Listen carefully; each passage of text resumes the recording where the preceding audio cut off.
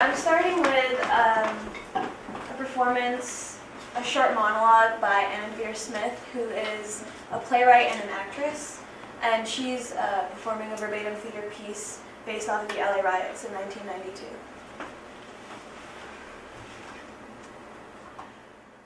That trial came back with two cops going to jail and two cops declared innocent. I was at that trial, and I mean, the people just danced in the streets because they were afraid it was going to be another riot. This explosion of joy that this verdict had come back this way. So there was a community that didn't, the Korean Americans, whose stores had been burned to the ground.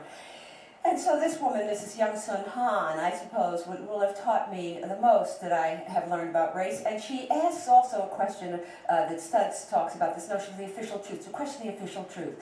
So what she's questioning here, she's taking a chance and questioning what justice is in society. And this is called swallowing the bitterness.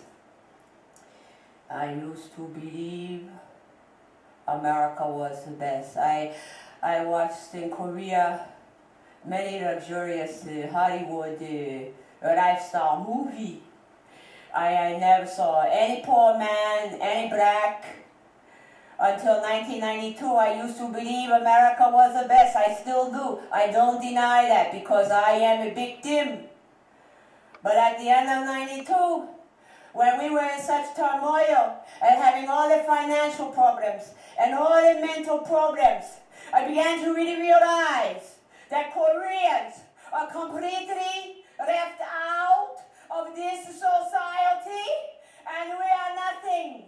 Why? Why do we have to be left out?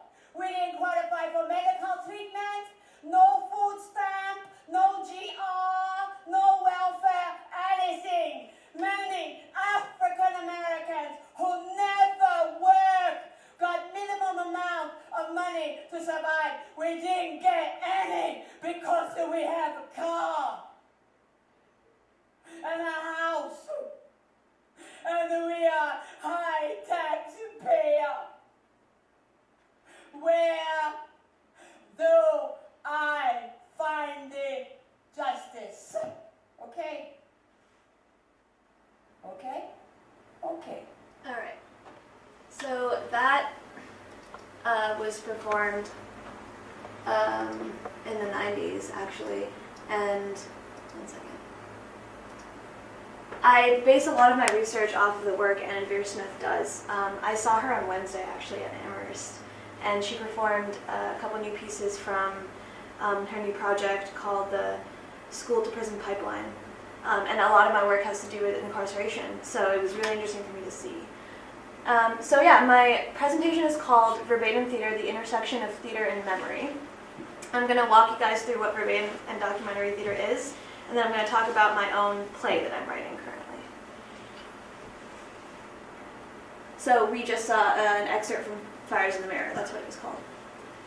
So verbatim theater is often known as the people's voice. It gives a voice to people whose voices aren't usually heard in the arts.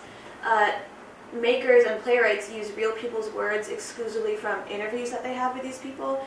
They don't change the content of the material, but they often take bits and pieces and piece them together and create a play out of it. Sometimes these plays can incorporate invented scenes that aren't part of the interviews to create a piece that sort of flows. And a lot of verbatim theater pieces have to do with social justice and creating social change in communities. So it's this process of learning about the other by becoming the other, using the other's words and creating art out of them, so people that usually don't hear those other people's words can. This is a picture from a verbatim theater play called The Exonerated, and every single actor here is acting a character, a real person who sits on death row, who is interviewed for a long time. And the playwright compiled all of these interviews and created this play. And it was really simple, the lighting is really simple, the staging is really simple, but the effect it had was profound. It was actually performed in front of the governor of Illinois, and all of their sentences got reduced. So it was pretty impressive. So verbatim theater does have a greater purpose. It's a form of storytelling. It's based off of truth, and it's somebody telling a story using all of their little quirks and using the way they speak and using a lot of human truth to convey a story about their life. And this usually will evoke empathy in an audience because it's based off of truth.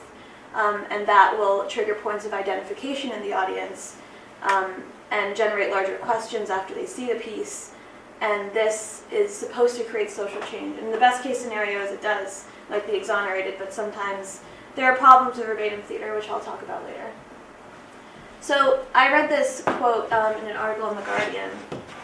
When the story we are watching is based on truth, we are implicated a lot more in that story. So it affects us a lot more. Storytelling has a history in families, in communities, and when the stories are truth, when we hear it in an audience, it's a lot more profound. So I'm going to talk about the play that I'm writing right now. I've been interested in incarceration in the States for some time now, and particularly in the incarceration of the mentally ill. I'm a neuroscience and theater double major, so I decided earlier in the semester to write a play, and it was going to be a verbatim theater piece, and I was going to take letters from prisoners that are mentally ill, that they've written to their family, and letters that their family has written to them. And I would compile those letters and I would create a play out of them. The play wouldn't have any invented scenes, it would all be real text. There might be some interviews if I can get them, but it would be a compilation of letters, and it would be different actors performing different prisoners saying their letters to an audience. That's what I'm planning on doing. I'm in the process of going through the IRB, and I'm in the process of contacting a lot of these prisoners, and a lot of them are really willing to share their stories because people that are mentally ill in prison is a completely unheard voice, and it's completely forgotten about. Nobody really cares. They're not treated right. They're not given right medication all the time. And ever since deinstitutionalization in the 60s, they don't have a place to go. A lot of them were left out and became homeless and started becoming a part of criminal behavior, and it's really easy to incarcerate somebody that's schizophrenic or bipolar, and I think their voices deserve to be heard, so that's what I've been doing with my play, and I'm in the process of writing it right now. But there are some problems that I have to think about, and in terms of memory, like the Clone Project, I'm learning about the other by becoming the other. But when I take the text from those interviews, whose story does it become? Does it stay the story of those prisoners, or does it become my story now? Does it become my art now? And how can I change that? And what are the implications of changing that?